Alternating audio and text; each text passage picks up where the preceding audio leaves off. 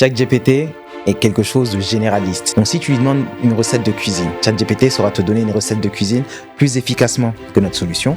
Mais si jamais tu veux avoir des réponses par ton activité, dans ton domaine, sur ton secteur, dans l'entrepreneuriat, effectivement, on va nous proposer des solutions spécialisées.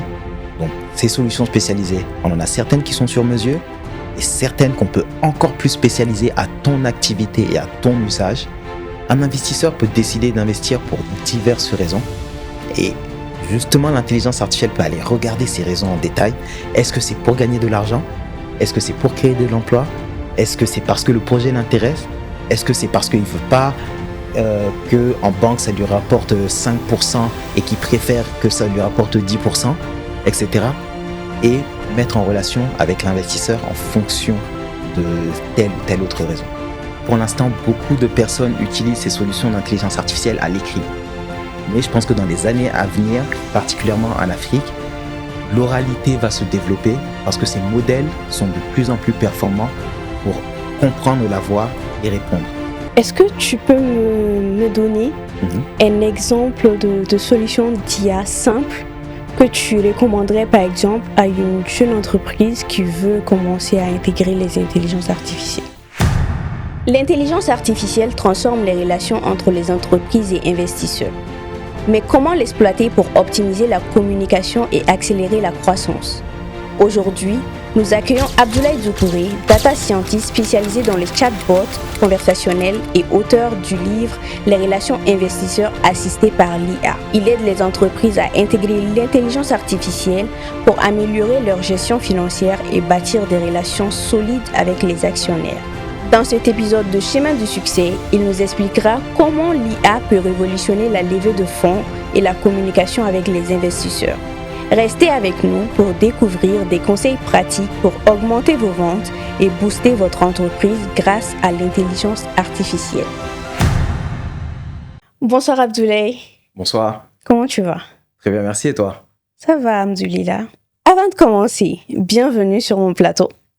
Est-ce que tu peux, s'il te plaît, parler un peu de toi à mes spectateurs, leur dire qui est Abdoulaye Doucouré, qu'est-ce que tu fais, quel est ton parcours, qu'est-ce que tu as eu à faire avant d'entrer dans le monde de la data science et de l'intelligence artificielle? Merci beaucoup de me recevoir. Donc, Abdoulaye Doucouré, je suis un data scientist, c'est-à-dire un scientifique des données. Et un scientifique des données, c'est la personne en général qui va intervenir sur les solutions d'intelligence artificielle. Donc, qui va entraîner les modèles et les algorithmes d'intelligence artificielle, qui va les concevoir également. Et comme beaucoup de data scientists, j'ai commencé par faire un parcours de mathématiques et d'informatique appliquée. Et ne sachant pas à quoi j'allais les appliquer et sachant à peu près que le monde de l'entreprise m'intéressait, j'ai bifurqué vers des études en stratégie de développement international, en stratégie financière, stratégie marketing pour vraiment maîtriser le fonctionnement d'une entreprise. Et donc, j'ai été entrepreneur moi-même.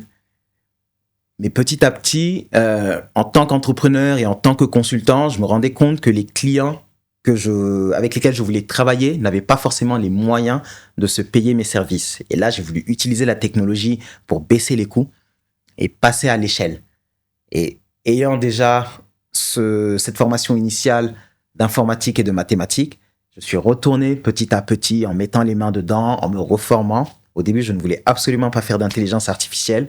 Mais par la force des choses, il y a à peu près 8 ans, je me suis retrouvé à me spécialiser en intelligence artificielle. Donc, ce que j'essayais de fuir, l'entrepreneuriat m'y a ramené par un autre chemin. Mais quand on parle d'intelligence artificielle, ça englobe beaucoup de choses. Mais toi, principalement, tu as décidé de t'orienter vers les chatbots conversationnels et aussi l'IA appliquée, mais surtout aux relations investisseurs. Qu'est-ce qui a motivé ce choix-là en particulier? Les chatbots conversationnels, c'est parce que il y a une dizaine d'années, j'entreprenais à Bamako et on faisait du conseil. On vendait beaucoup de services. C'était difficile pour nos commerciaux de savoir quel service était le plus pertinent pour nos clients, pour résoudre leurs problématiques et faire de la recommandation. Et à l'époque, je me disais que si jamais ils avaient une solution conversationnelle qui leur simplifierait la description de nos services et qui ferait cette recommandation avec les problématiques de nos clients, ça nous faciliterait l'étape de vente. Et donc, c'est ce qui m'a intéressé au chatbot et aux conversations. Et il se trouve que je travaillais déjà sur des questions d'investissement et de financement d'entreprise. Donc, même lorsqu'on faisait des études marketing, ce dont j'avais la responsabilité à l'époque, c'était des études de marketing pour prouver à la banque qu'il y avait un marché. On travaillait sur des business plans également, et donc plein de livrables liés au financement. Et c'est pour ça que, en plus du conversationnel, j'ai appliqué tout ça aux relations investisseurs, sachant que je voulais particulièrement travailler en Afrique de l'Ouest et au Mali.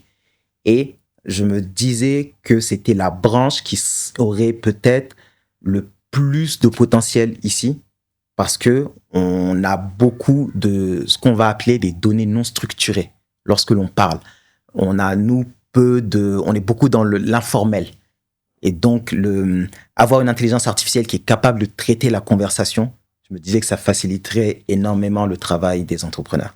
Et plus dans l'intérêt de trouver une solution à un problème auquel toi-même tu avais déjà été confronté qu'autre chose. Exactement, un problème auquel non seulement j'étais confronté, et également un problème auquel les entrepreneurs avec lesquels je travaillais étaient confrontés.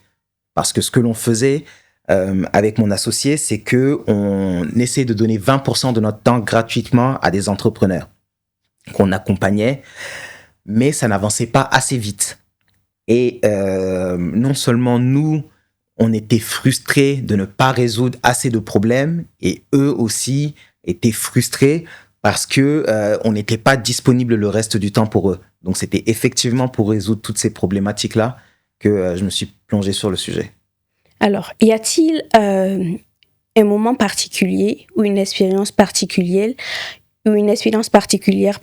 qui a vraiment marqué ton évolution dans le domaine de l'intelligence artificielle et de la data science? Un moment qui a marqué mon évolution dans le domaine de l'intelligence artificielle et de la data science, je dirais peut-être le moment où je me suis rendu compte que le peu de connaissances et de compétences que j'avais avait quand même de l'utilité. Je me suis formé chez Microsoft avec des data scientists et avec des développeurs qui étaient vraiment très bons, qui n'avaient fait que ça. Et donc, pour quelqu'un qui avait cette double casquette entrepreneuriat et technique, je n'étais pas aussi bon, pas aussi spécialisé qu'eux. Et en fait, j'ai eu l'occasion de rencontrer le PDG de Microsoft. Lorsque le CEO de Microsoft est venu en France, il a fallu lui présenter les projets sur lesquels on travaillait. Et donc, il y avait évidemment des techniciens qui pouvaient le lui présenter, mais on a préféré que ce soit moi qui lui fasse la présentation, parce que la data science, ce n'est pas qu'une problématique technique. On essaye de résoudre des problèmes d'entrepreneurs. Et donc, avoir cette double casquette-là m'a conforté dans mon choix et m'a fait me rendre compte que c'était vraiment la carrière vers laquelle il fallait que je me spécialise, parce que c'était la preuve que mes compétences qui consistaient à comprendre les problématiques d'un entrepreneur avaient de l'utilité pour la gestion des projets de data science. Quand on parle de data science, c'est vrai qu'il y a des passionnés, mais il y a aussi beaucoup de gens qui se demandent ce que c'est, qui ne savent pas réellement en quoi ça consiste, et surtout qui ont du mal à faire la différence entre data science et data analyst. Data scientist et data analyst, pardon. Donc, pour ceux qui ne connaissent pas, est-ce que tu pourrais définir ce que c'est que la data science déjà, et ensuite nous dire quelle est la différence entre un data scientist et un data analyst? Avec très grand plaisir, parce que c'est l'une des raisons qui m'a motivé à écrire le livre des relations investisseurs assistées par l'IA parce qu'il y a énormément de personnes qui font la confusion, y compris des data analystes qui ne maîtrisent pas ce que c'est que l'aspect data science, ou alors des personnes qui recrutent des data analystes. Il m'est arrivé quelquefois d'être recruté pour des postes de data analyse parce que je suis certifié en data science, mais je suis également certifié en data analyse en contexte big data. Mais lorsque je suis arrivé, je me suis rendu compte que la réalité du terrain ne correspondait pas à la fiche de poste. Et donc, il m'est arrivé de retravailler les fiches de poste avec les personnes qui m'ont recruté pour que les personnes suivantes qui seraient recrutées aient une fiche de poste qui corresponde à la réalité. Mais pour définir la data science, comme son nom l'indique, c'est la science des données. La science, pourquoi ? Parce que les data scientists utilisent une démarche scientifique. Ça, c'est vraiment quelque chose d'important en data science. Ils vont émettre des hypothèses, ils vont tester ces hypothèses, et en fonction des résultats de ces tests, ils vont ou alors reprendre les hypothèses qui ont été posées, les changer ou alors les maintenir si jamais les résultats correspondent à ce à quoi ils s'attendaient. Donc ça, c'est la démarche scientifique que l'on va retrouver dans toutes les sciences. Et ils vont appliquer cette démarche scientifique aux données, toutes sortes de données. Les images peuvent être des données, les vidéos peuvent être des données, la voix, le texte, tout ce qui est capté peut être donné. Et donc, ils vont se servir de ça pour entraîner des modèles d'intelligence artificielle ou alors ce qu'on va appeler plus précisément de machine learning pour quelquefois faire des prédictions ou alors pour donner des conseils. Et dans mon cas, donner des conseils à des entrepreneurs. Ça, c'est la science des données, la data science. Dans cette activité de data science, il y a un début qui consiste à observer les données. On va regarder les données, faire des calculs mathématiques, quelle est la moyenne des données, quelle est la distribution des données, etc. Parce que les modèles d'intelligence artificielle, quelquefois, même si on leur parle du sujet-verbe complément en français, eux, ils comprennent des mathématiques. Donc, on va analyser les données pour savoir quels modèles mathématiques vont le mieux décrire ces données. Et ça, c'est l'activité de data analyse qui arrive au début de la data science. Et donc, cette activité, on va également la confier quelquefois à des spécialistes, des data analystes qui ne font que ça. Et comme ça, ils vont envoyer ces résultats aux data scientists, ça va accélérer le travail du data scientist et ça va baisser les coûts parce qu'on peut avoir un spécialiste qui coûte moins cher pour faire cette première activité. Et donc ça va être la différence principale entre la data analyse et la data science. Sauf qu'en observant les données, quelquefois, ils vont faire des visualisations, ils vont faire des projections, ils vont décrire des courbes, etc. Et donc, souvent, on va associer le data analyst à celui qui fait la visualisation des données. Mais ça, en réalité, ce n'est qu'une part de la data analyse. Donc, la data analyse, c'est une partie de la data science. Mais est-ce que tout bon data analyst, data scientist peut être un data analyst? Tout bon data scientist est formé et devrait être un data analyst. Par contre, tout bon data scientist n'est pas forcément un bon data analyst parce que il faut aimer ça. Dans la data science, la plus grosse part de l'activité, souvent, c'est le nettoyage de la donnée. Avant de faire des modèles, quelquefois, on va avoir des données qui vont avoir du bruit.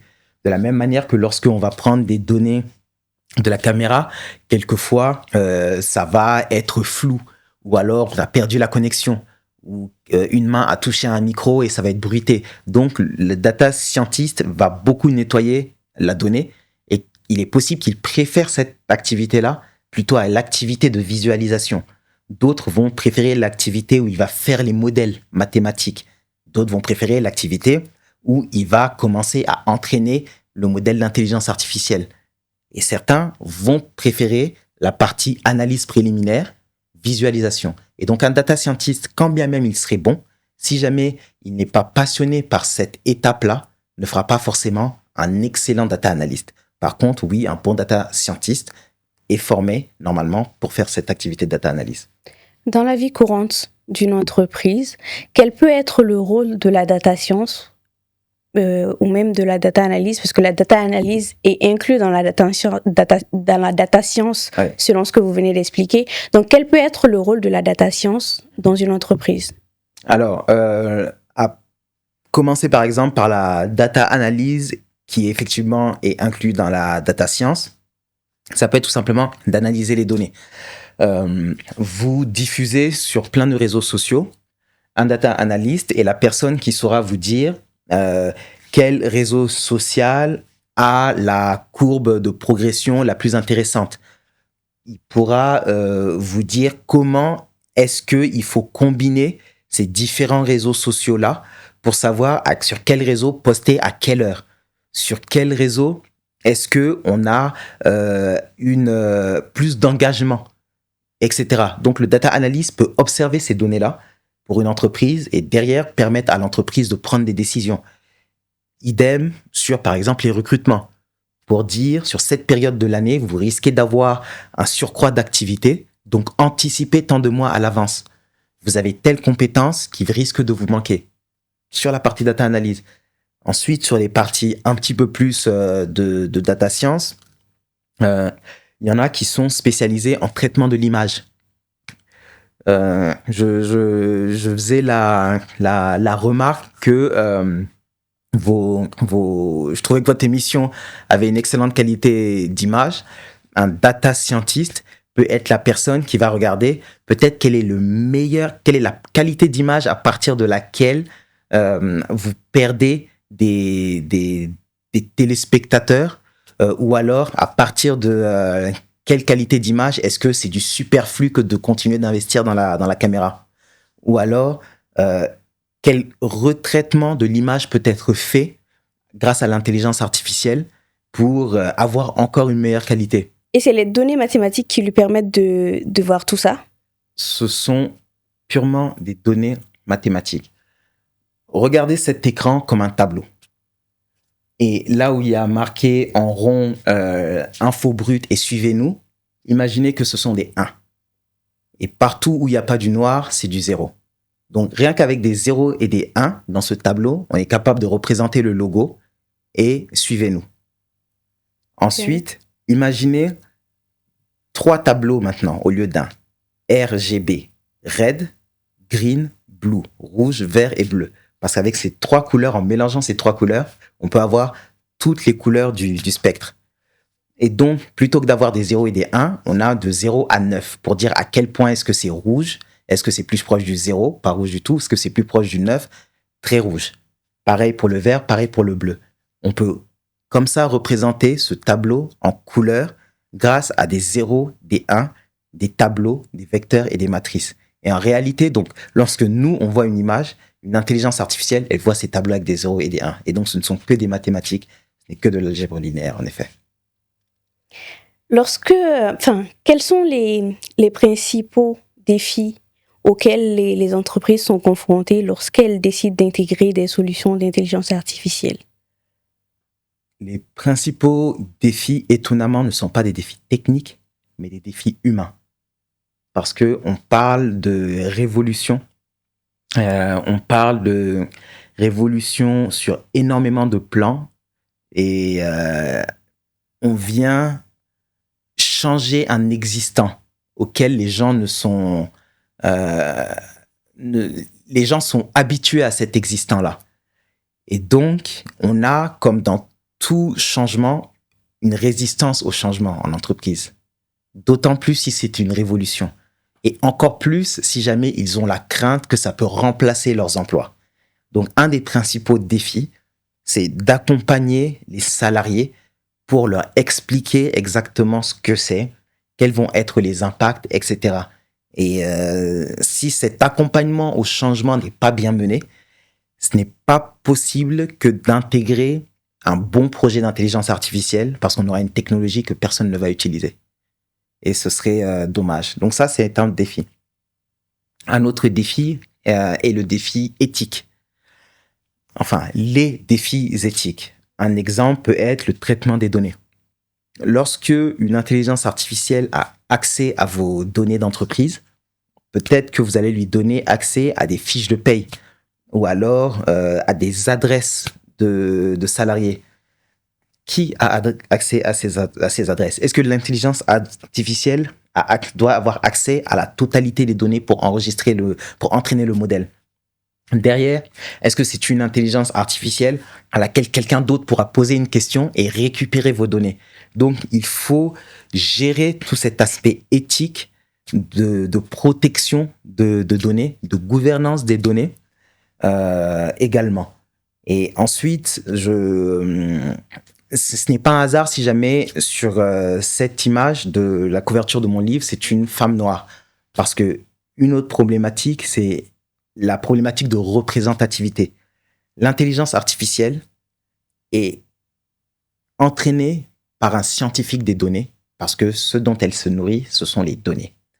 Et si jamais les données qu'on lui transmet ne sont pas représentatives de notre réalité, elle ne saura pas se représenter de notre réalité. Et donc, si jamais on lui demande de nous représenter un data scientist, qu'on lui a donné que des images de data scientist hommes, par défaut, elle va plus représenter un homme. Si jamais on lui demande un data scientist et qu'on lui a donné plus des images de data scientist européens, par défaut, elle va représenter un Européen. Si jamais on lui demande de représenter un Africain et qu'on lui a transmis des données d'Africains pauvres ou alors qui sont dans le besoin, etc., c'est comme ça qu'elle va se représenter un Africain. Et donc, un des défis, c'est d'avoir, comme on dit, a seat at the table, être assis à la table pour pouvoir dire, attention, là, il y a un problème de représentativité. Non, là, on trouve qu'il n'y a pas assez de femmes représentées. On trouve qu'il n'y a pas assez d'Africains représentés, etc., pour que le modèle d'intelligence artificielle puisse se représenter le monde comme nous aussi, on se le représente. Qu'on ne soit pas que utilisateur de solutions qui sont créées, mais qui ne représentent pas notre réalité. Mais tous ces aspects-là que tu viens de citer, c'est aux data scientists de prendre tout ça en compte dans la conception de la solution qu'il va proposer à l'entreprise en question.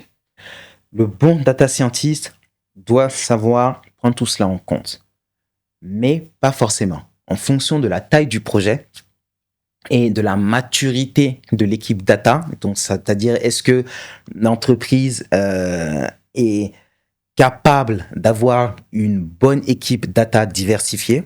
Quelquefois, le data scientist va déléguer l'activité. C'est un peu comme un architecte qui intervient sur une maison, qui comprend tous les métiers, qui est formé probablement aux problématiques de structure, qui sait où est-ce qu'il faut mettre un mur porteur, etc., mais qui ne va pas forcément faire couler le ciment lui-même. Il va avoir des personnes qu'il est capable d'encadrer pour leur dire quoi faire. Et donc, souvent, le data scientist, lorsque les projets sont matures, c'est ce qu'il va faire. Il est capable de comprendre toutes ces problématiques, mais il va déléguer à différents spécialistes, d'où le data analyst, par exemple, qui va être spécialisé au début. Puis, de la même manière qu'un architecte va déléguer à un plombier, le data scientist va déléguer une part de son activité au data engineer, qui est un peu le plombier, qui va faire les raccordements entre les données et le modèle. Donc, qui va prendre les données brutes pour les transformer en données raffinées. Il va déléguer l'autre partie de son activité à un spécialiste de l'éthique, qui peut avoir une formation juridique, par exemple, ou qui peut être un autre data scientist, mais avec une casquette juridique. Il m'est arrivé de travailler avec des data scientists ou des spécialistes de la data en tout cas, qui avaient une formation juridique, qui avaient un master en droit, mais qui en plus avaient une formation en data, et donc qui traitaient toutes ces questions-là. On a parlé à un moment donné d'IA, de chatbot et d'intelligence artificielle conversationnelle.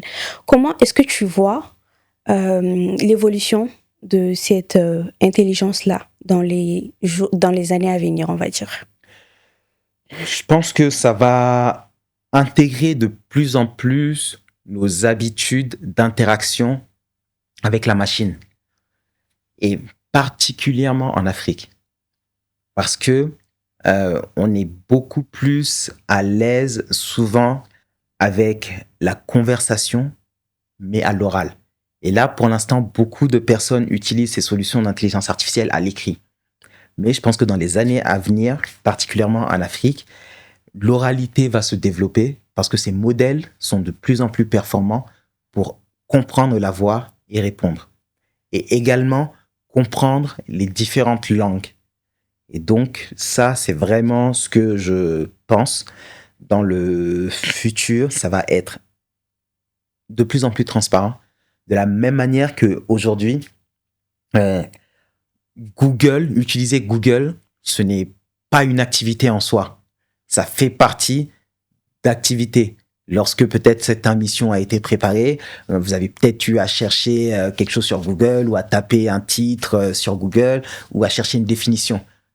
L'utilisation de l'intelligence artificielle et conversationnelle, je pense que dans les années à venir, ça va être petit à petit comme ça, comme l'utilisation de Google, l'utilisation de Word, et que ce sera inclus dans nos activités quotidiennes.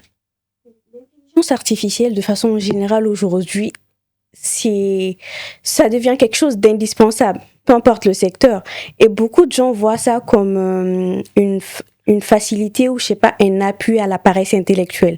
Par exemple, j'ai vu une étude assez récemment qui disait qu'aujourd'hui, dans le monde universitaire et même au collège et au lycée, beaucoup d'étudiants avaient du mal à travailler correctement comme il se doit parce qu'ils réfèrent tout à l'intelligence artificielle. Donc, en voyant les choses de cette façon de vue, est-ce que l'évolution telle qu'on la voit aujourd'hui des intelligences artificielles est réellement une bonne chose? Alors, je ne sais pas si je dirais que c'est une bonne chose ou une mauvaise chose. Je dirais que c'est un outil. Et comme tous les outils, il peut avoir de bonnes facettes et de mauvaises facettes. La voiture est un outil. La voiture est l'outil qui fait que j'ai peut-être une tendance à devenir paresseux au point que, quelquefois, même pour aller à la boutique, je vais vouloir utiliser la voiture. Je me suis garé tout à l'heure pour venir ici. Je savais que c'était pas à peu près loin, mais j'ai demandé est-ce que je peux venir en voiture. Oui, ça peut me rendre légèrement paresseux. Mais c'est parce que j'ai une voiture que j'ai pu sortir de ma conférence il y a 15 minutes et être ici à l'heure et que je pourrais être à mon rendez-vous suivant, etc. Et donc, comme tout outil, il y a des points négatifs, il y a des points positifs. Tout l'enjeu va être pour nous de savoir ce qu'on en fait et comment est-ce qu'on l'utilise. Et aujourd'hui, je sais que des écoles m'approchent pour savoir comment est-ce qu'ils doivent adapter leur nouveau système de notation pour prendre en compte le fait que les étudiants utilisent de l'intelligence artificielle. Et ce n'est pas plus compliqué ou complexe, enfin peut-être ça peut être complexe mais pas forcément compliqué, que de se dire que lorsque on a eu la calculatrice, avant on était évalué sur notre capacité à faire du calcul mental et que à partir du moment où les élèves et les étudiants peuvent avoir des calculatrices, on a dû être évalué sur autre chose. On a pu nous donner des calculs plus complexes et nous évaluer sur notre capacité à résoudre des problèmes.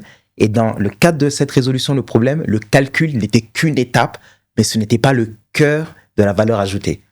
Et donc, MIT a fait une étude auprès, par exemple, des informaticiens pour se rendre compte que grâce à l'intelligence artificielle, ils faisaient moins de tâches répétitives parce que l'informatique, c'est beaucoup de résolution de bugs, d'installation avant de pouvoir faire vraiment l'intéressant et de coder. Et donc, avec l'intelligence artificielle, ils passent beaucoup moins de temps sur ça et plus de temps sur les activités à plus forte valeur ajoutée, sur la conception du problème, sur la conception de l'interface, etc. Discuter avec les utilisateurs. Donc, à nous de choisir si on veut se situer du côté de la paresse ou si on veut se situer plutôt du côté de la valeur ajoutée. Maintenant, je voudrais qu'on revienne à ton livre, Les relations investisseurs assistées par l'IA. Tu as dit tout à l'heure que l'une des raisons de l'écriture de ces livres, c'était la différence entre data science et data analyse, parce que beaucoup de gens ne savaient pas faire la différence et surtout ne savaient pas ce que c'est. Mais est-ce qu'il y a une autre motivation derrière l'écriture de ce livre? Il y en a beaucoup. Alors, plus largement que la différence entre data science et data analyse, c'est déjà la différence entre ces différents métiers de l'intelligence artificielle. Et il y en a beaucoup. Il y a la data science, il y a la data analyse, il y a la data engineering, il y a l'aspect data gouvernance, il y a le LLM Ops, il y a le data Ops, il y en a pléthore. Et donc, souvent, quelquefois, on va dire data scientist pour qualifier tout ça, ou même développeur. Et connaître ces différences-là permettent de prendre les bonnes personnes au bon poste lorsqu'on veut implémenter un projet d'intelligence artificielle. Donc, effectivement, oui, ça, c'est une raison. Une autre raison, c'est parce que ça fait longtemps que je prends des notes. Depuis que je faisais mes cours de gestion financière, depuis très, très, très, très longtemps. Et ça fait également depuis très longtemps que j'ai commencé à écrire et que je publiais. Mais je n'écrivais pas pour les autres, j'écrivais pour moi. Parce que c'était tellement dur lorsqu'il fallait me replonger dans ces études-là, que ce que j'apprenais, je le publiais au jour le jour. Et une fois que je le publiais, je me disais, quelqu'un peut le lire, donc il faut très vite que je corrige pour que tout ce que je dis soit vrai. Mais pour que je le corrige, il faut que je me forme et que je maîtrise. Et donc c'était une manière de me mettre la pression pour me forcer à apprendre, parce que j'étais avec des gens qui avaient un niveau vraiment très élevé. Et donc, pour les rattraper, j'avais pas le choix. Au début, j'écrivais pour ça. Et des journalistes sont tombés dessus, notamment le magazine Forbes. Et ce que j'écrivais que pour moi, sans même signer de mon nom, a été cité. Et là, je me suis dit, OK, peut-être que ce que j'écris, en fait, a de la valeur. Parce que quand on est le nez dans le guidon, comme on dit, on ne se rend pas forcément compte de tout ce qu'il y a autour. Donc ça a été peut-être une autre motivation sur le fait que j'étais rassuré que ce que j'écrivais avait de la valeur. Mais j'écrivais quand même pour moi, sachant que je voulais travailler, encore une fois, avec l'Afrique et le Mali. Et donc, je suis tombé sur des startups, notamment des startups maliennes, qui utilisaient de la technologie à un niveau vraiment pertinent, au moins aussi avancé que ce que je voyais ailleurs dans le monde, en Europe et ailleurs, mais qui avaient accès à moins de ressources. Et donc ça, c'était la menace. Mais l'opportunité, c'est que je voyais que l'intelligence artificielle pouvait les aider à faciliter cet accès aux ressources-là.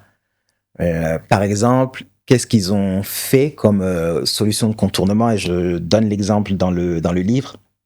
Ils sont allés sur les réseaux sociaux et ils ont cherché dans leurs contacts les noms à consonance ouest-africaine, qui étaient Camara, qui étaient Doucouré, qui étaient Diallo, etc. Ils les ont contactés pour leur demander d'investir dans leur start-up. Et en moyenne, pour trouver un investissement, il faut contacter 400 personnes. C'est énorme. Et je savais que l'intelligence artificielle pouvait les aider dans ces démarches-là. Une chance sur 400 d'avoir un financement. D'avoir le financement que tu cherches. Okay. Énormément de travail. C'est un travail à temps plein. C'est comme la recherche d'emploi. Chercher un emploi, c'est un travail à temps plein. Chercher un financement pour un entrepreneur, c'est un travail à temps plein. Et j'ai commencé à écrire, à essayer de leur faire une offre. Puis, le sujet était complexe. J'ai commencé à vouloir écrire quelque chose de plus structuré. Après, je me suis dit, OK, je vais faire un livre blanc pour leur expliquer vraiment les enjeux de l'intelligence artificielle parce que c'est pas leur domaine, etc. Et c'est parti.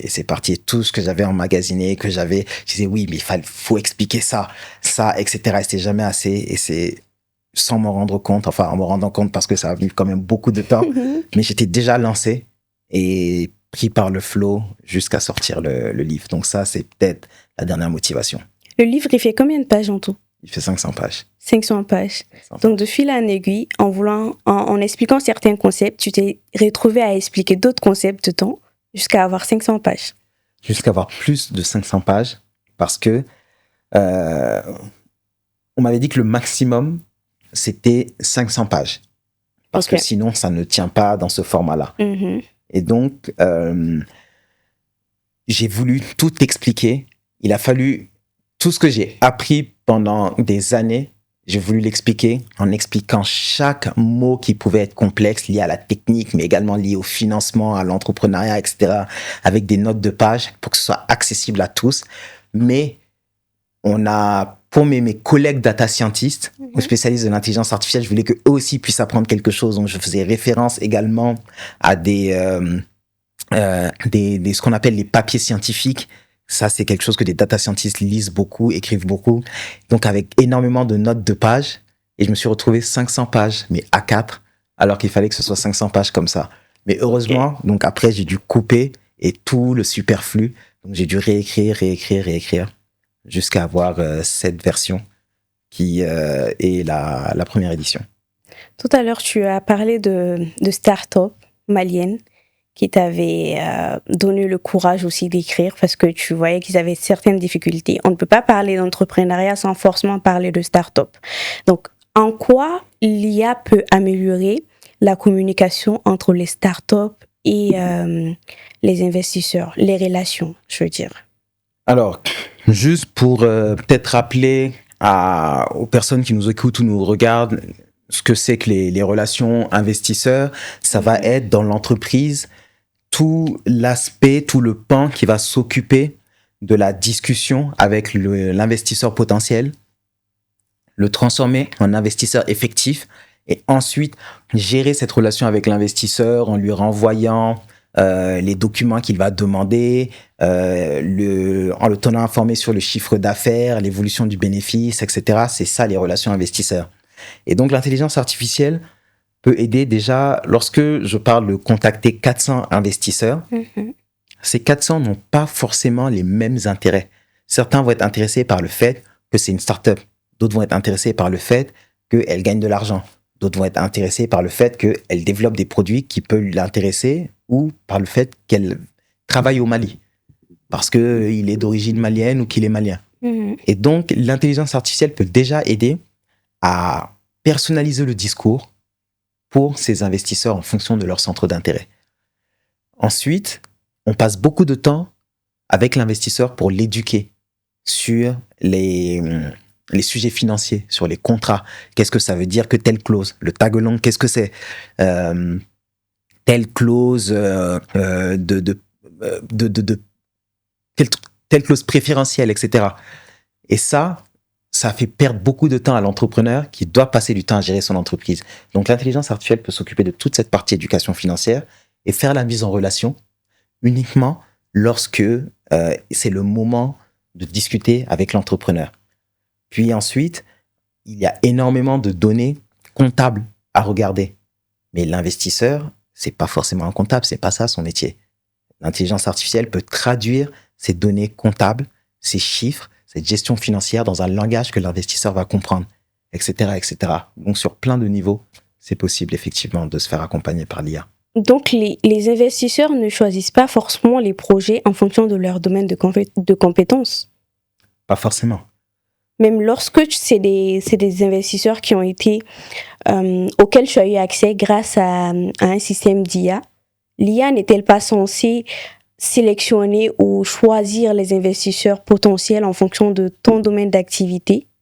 Alors, ça dépend. Tu peux instruire à l'IA de choisir l'investisseur en fonction de tel domaine d'activité, mais tu peux lui demander de choisir l'investisseur en fonction de la chance qu'il a à investir.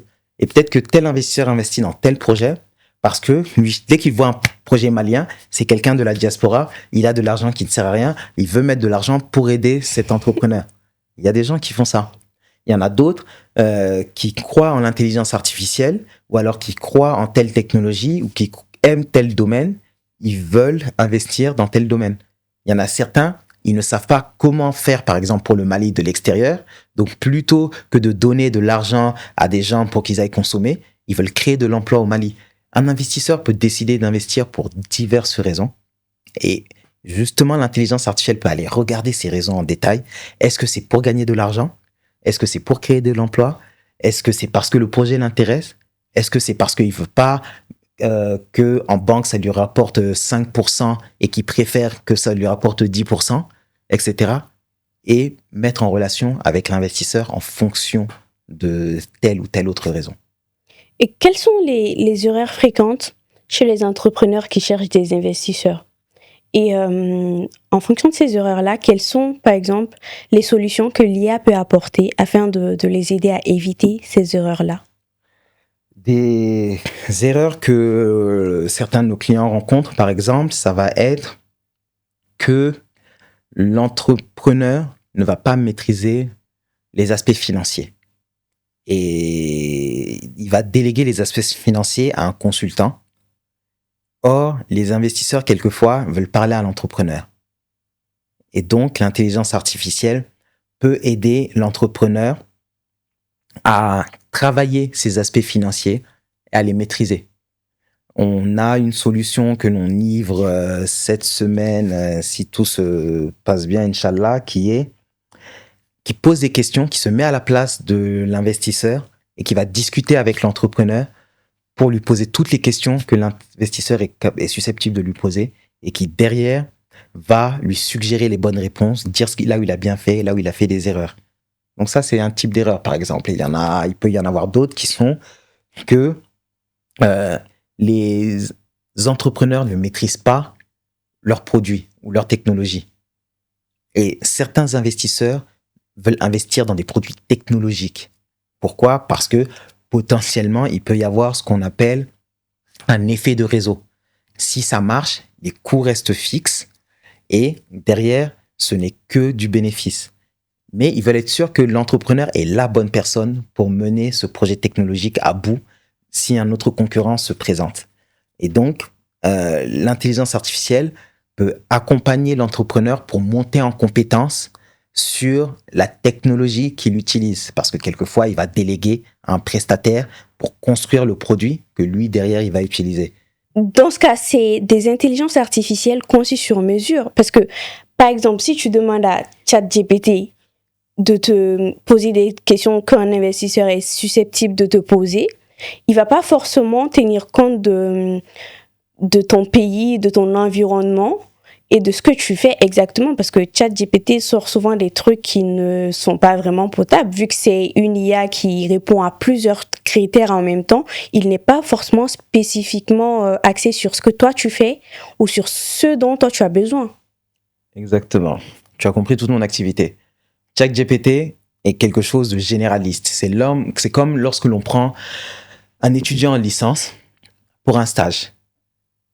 Et ce que derrière, on va construire, nous, comme solution d'intelligence artificielle, sont des solutions spécialisées. Plutôt que de prendre l'étudiant en licence, on va en faire un étudiant en master spécialisé, par exemple, ou en relation investisseur, ou alors dans tel domaine, pour tel métier, pour tel entrepreneur, avec un premier stage, plus 3 ans d'expérience professionnelle, celui qui connaît tellement bien ton métier, ton activité, que lorsque tu arrives, il sait qu'il faut d'abord te donner tel document que tu dois signer et tu n'as même plus besoin de lui demander. Alors que ChatGPT, il faut que tu lui écrives, tu lui fasses des prompts, que tu saches prompter, etc. Donc, si tu lui demandes une recette de cuisine, ChatGPT saura te donner une recette de cuisine plus efficacement que notre solution. Mais si jamais tu veux avoir des réponses par ton activité, dans ton domaine, sur ton secteur, dans l'entrepreneuriat, effectivement, on va nous proposer des solutions spécialisées. Donc, ces solutions spécialisées, on en a certaines qui sont sur mesure et certaines qu'on peut encore plus spécialiser à ton activité et à ton usage. Ou alors, pour les dernières, on peut en proposer certaines qui vont s'intégrer à toutes les facettes de ton entreprise, qui vont vraiment être complètement sur mesure. Est-ce que tu peux me donner un exemple de solution d'IA simple que tu recommanderais, par exemple, à une jeune entreprise qui veut commencer à intégrer les intelligences artificielles? Alors, tu as parlé de ChatGPT, je pense que c'est un bon début, parce que même si ce n'est pas spécialisé, ça peut déjà répondre à des questions basiques et déjà entraîner l'entrepreneur à utiliser de l'intelligence artificielle conversationnelle. Faut-il que l'entrepreneur sache poser les bonnes questions? Parce que ChatGPT, c'est aussi ça. C'est exactement ça. Si jamais il ne sait pas poser les bonnes questions, on a effectivement d'autres solutions une solution qui s'appelle SIG Analytic, qui analyse tes données, tes ventes et tes achats, et qui derrière calcule tes soldes intermédiaires de gestion, et qui va te donner des conseils en fonction de juste les données que tu vas lui télécharger, sans que tu n'aies à lui demander grand-chose. C'est elle qui va te guider. Donc ça, c'est les types de solutions que l'on construit en particulier. Dans la pratique, quels résultats mesurables as-tu observé dans l'intégration de l'IA dans les domaines comme la finance, le commerce? Je discutais avec un partenaire ce matin qui m'expliquait que ce qu'il mettait avant une semaine à réaliser, il peut l'obtenir instantanément. Donc ça, c'est grâce à l'IA? Grâce à l'intelligence artificielle. Ça, c'est une chose. Une deuxième chose, c'est que souvent, les entreprises sont ouvertes de, on va dire, 9 to 5, de 9h à 17h. Disons, 8 heures de travail, pendant lesquelles ils peuvent répondre aux questions des clients, des investisseurs, etc. Au lieu d'être ouvert de 8h à 17h, avec de l'intelligence artificielle qui répond aux questions sur leurs produits, etc., elles multiplient par 3 parce qu'elles sont ouvertes 24 heures sur 24, 7 jours sur 7. Et encore, ça ne tient même pas compte des intelligences artificielles qui vont spécialiser les réponses et proposer le bon produit au bon client. Lorsque on a on a un catalogue fourni, savoir dans notre catalogue qu'est-ce qui correspond à telle problématique du client et multiplier, ainsi augmenter les chances et le taux de transformation et raccourcir la durée de vente. Donc tout ça, ce sont les métriques qui sont améliorées grâce à l'intelligence artificielle. Aujourd'hui, quel conseil, toi, Abdoulaye, tu donnerais à un jeune qui veut intégrer l'intelligence artificielle dans la gestion de son entreprise afin de booster son entreprise? Je lui conseillerais de se former, donc c'est-à-dire se renseigner, lire un petit peu ce qui se fait, approcher peut-être chercher ou des mentors ou alors d'autres entrepreneurs qui l'ont déjà fait pour avoir leur feedback, mais proposer quelque chose en échange à ces mentors-là. Peut-être que lui pourra leur dire, ok, bon bah moi j'ai appris telle chose.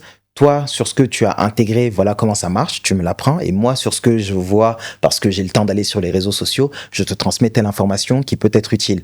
Donc, rentrer dans cet échange-là avec d'autres professionnels et puis tester. Utiliser ChatGPT si c'est sur ça qu'ils sont à l'aise, DeepSeek si c'est sur ça qu'ils sont à l'aise, d'autres intelligences artificielles si jamais c'est sur ça qu'ils sont à l'aise.